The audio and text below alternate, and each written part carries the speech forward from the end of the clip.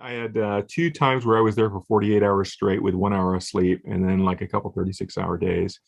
And for the last 9 months, we were pretty much there 24/7. At the end of that time, everyone was ready to quit, right? So we're like, we're done. And I mean, I had a job offer. I had two job offers from two different companies. And to their credit, Nintendo realized what was going on and came in and took over the company and bought it out. I left during the early development of Prime 3. I was a little bit burned out on Metroid at that point. I mean, Yeah, fair I enough. love the games, but I gave a lot of myself in those games. Like the work schedule for Prime and Prime 2 was pretty brutal. I was working 100-hour weeks on Prime 1 at the heyday there for months, and Yeah. it was pretty brutal.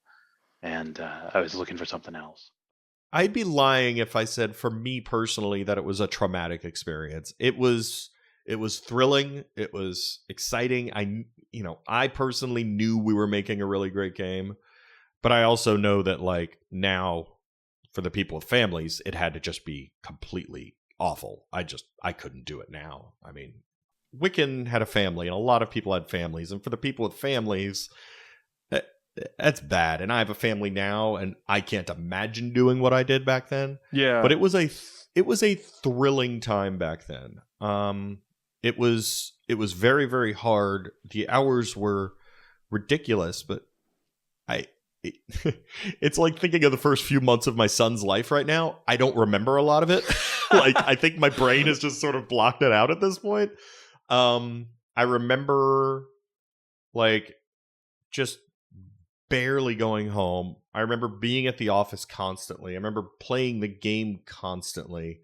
And then afterwards, I just remember everyone crashing hard. The last 6 months was pretty much mandatory overtime for the whole team.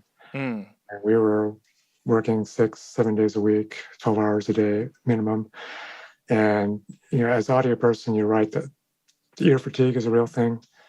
The way I dealt with it was I would literally take breaks throughout the day. I'd get away from the office and just go back to my apartment and take a nap for like an hour.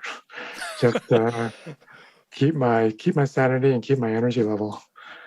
Because I wasn't really getting much sleep. And my nickname at the studio was I was the Prince of Sleep Deprivation because I was there so much. So to help combat the ear fatigue and just general malaise in general, I'd go back to my apartment, take a nap for an hour, and go back to work and keep doing it.